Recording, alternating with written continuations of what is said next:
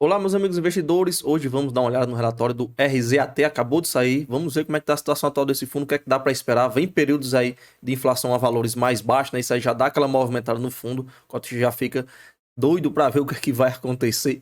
Enfim, vamos dar uma olhada aqui. O fundo atualmente está com yield um pouco acima de 1% ao mês, né? 12,49 no acumulado aí de 2023 para cá. Temos aqui o último dividendo foi de 1,15. Já tem movimentação nesse patamar de dividendos para a gente ver lá nos próximos meses, ok? A gente vai já olhar o guidance. São 10 ativos em carteira, praticamente todos têm a questão da opção de recompra, né? Que isso dá uma turbinada na rentabilidade do fundo, a gente vai olhar mais à frente. Patrimonial R$100,82, o de mercado está por volta do 98, por aí, a depender do momento que você está vendo esse vídeo.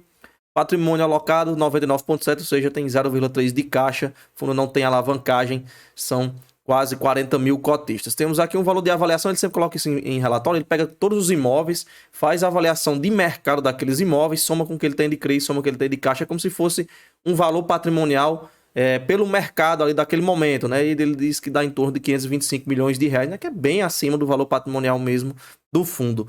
Enfim, patrimônio, aliás, prazo médio remanescente dos contratos 5 anos, né? Tem um prazo médio para vencer esses contratos em média 5 anos de duração e uma taxa de retorno de IPCA mais 9,26. É um fundo que é bem conhecido por momentos de inflações altas, ele dá aquela alavancada enorme nos dividendos, mas também quando a inflação dá aquela esfriada, ele dá uma baixada forte também na distribuição. A gente vai olhar isso aqui mais à frente. Liquidez não chega a bater R$1 milhão negociados por dia, né? Tá 800 mil reais de negociação diária. A gente tem sempre aquele valor de 1 milhão como uma liquidez base. Ele não está atendendo nesse momento, né? Essa liquidez vai variando conforme as negociações. A última distribuição foi de 1,15 dentro do intervalo que ele colocou, né? Dentro da expectativa que ele tem passado, que foi de 1,10 a 1,20. Inclusive, a gente vê... vamos dar um zoom aqui para melhorar. Temos aqui a DRE. Pronto. Em junho, ele teve de total de receitas 8 milhões de reais, inclusive teve um ganho bem considerável, aquele 2,6 milhões, que entrou a mais no caixa, e aí ele fechou o resultado de 4 milhões. Isso daria R$1,10 por cota, ele distribuiu 1,15, que tem reservas. Quanto a esses 2,6 milhões de reais, pessoal, isso aqui é a respeito do contrato da Poligin. Ele tem ali em seus imóveis uma opção de o inquilino comprar aquele imóvel no final do contrato, no final do arrendamento, no final do aluguel, enfim, como preferir chamar. E após isso ele pode comprar, só que a variação de preço ele vai comprar pelo mesmo preço que ele vendeu ao fundo. E essa variação de preço que vai tendo, que é corrigido pela inflação, ele usa como a inflação para corrigir, esses inquilinos vão pagando todo mês essa atualização. Ou seja, é como se o imóvel ele comprou a R$100 e quando ele for vender lá na frente, terminar o contrato, vender por R$200, tá? Essa variação que teve de R$100 aí de lucro, ele já vem recebendo ao longo dos meses, né?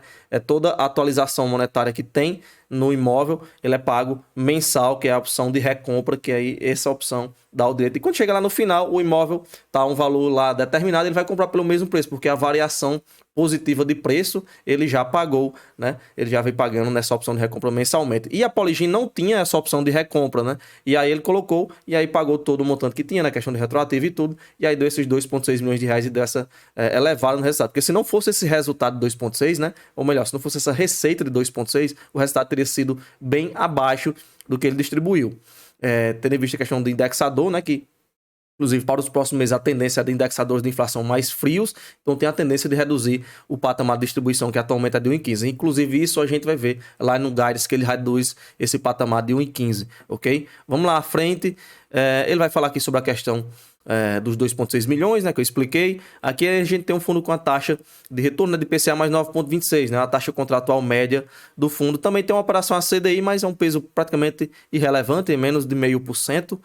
Aqui ele vai falar sobre o contrato da Poligin, né, que teve essa cobrança da variação positiva do imóvel, né, toda a atualização monetária, a inflação do mês ali foi tanto, então o imóvel o preço do imóvel é reavaliado com esse indexador e aí esse valor é pago ao fundo, né? Ou seja, ele paga a variação de preço que o fundo sofre, ok? Inclusive, Por isso que dá aquele impacto tanto de movimentação no dividendo de acordo com o indexador. À frente a gente tem aqui que ele vai dizer que não tinha nenhum aluguel em atraso, né? E também não tem nenhuma operação de multipropriedade, que é visto como a multipropriedade como um segmento bem arriscado, né? Ele não tem nada disso.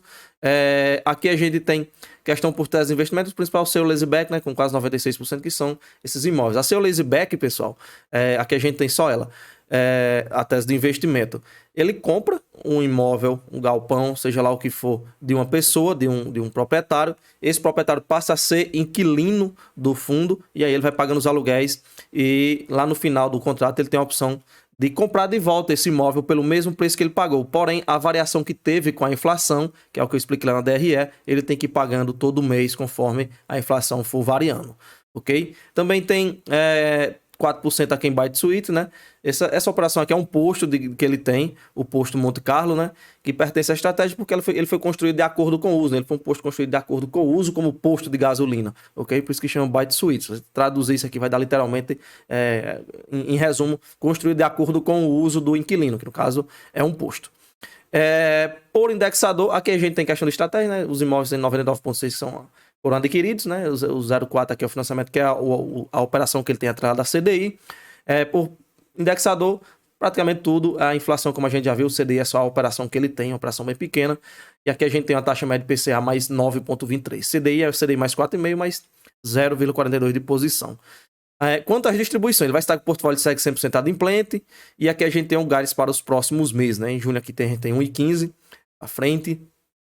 Temos 1,10 e 1,10. Ou seja, tem a tendência de reduzir. Justamente tem a questão, como eu falei para vocês, do indexador, né? A gente vê um intervalo aqui esperado, tá? Isso aqui nem é uma promessa, não é nenhuma promessa, não é nenhuma garantia. Ok? O esperado é que ele entregue valores dentro desse intervalo, como ele vem entregando, ok? Mas, digamos assim, que o palpite da gestão é de 1,15 e 1,10 para os outros meses, ok? Aqui ele vai falar sobre a questão da Poligin novamente, que já expliquei a vocês, essa opção de recompra que deu uma incrementada no resultado do fundo. Vai falar sobre cota patrimonial, cota do mercado, o fundo está com PSOVP de 0,94, isso vai depender muito do momento que você está vendo o vídeo, né, o preço de mercado dele. Não, nesse momento o PSOVP está 0,97, onde a patrimonial R$ 100,82 e o preço de mercado 97. Okay? Deu uma subida em relação ao período aqui do relatório. Beleza? Vamos avançar. Aqui a gente tem a questão dos anexos, mas vamos entrar aqui no detalhamento, aliás, antes do detalhamento, né, na listagem dos imóveis. A gente vê aqui, grande parte são 10 anos de duração do prazo de locação, alguns com 5, outros com 36 meses, mas na média vai dar 5 anos de prazo para vencer esses contratos.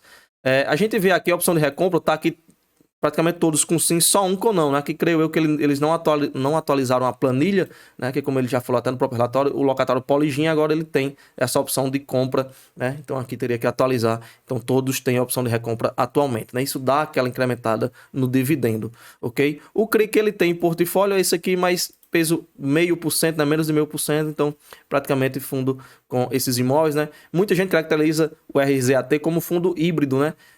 Devido a essa modalidade de funcionamento desses contratos que ele tem, né? Muita gente não caracteriza ele como fundo de galpão, apesar dele ter vários em portfólio. Pois bem, pessoal, esses são os números, né? Vamos aguardar os próximos meses, né? A situação do fundo aí tá meio que previsível. Então, peço a vocês aí pra gente finalizar que se inscrevam no canal, deixa o like no vídeo, participa do grupo Telegram, o link vai estar na descrição. Nos vemos no próximo vídeo e valeu!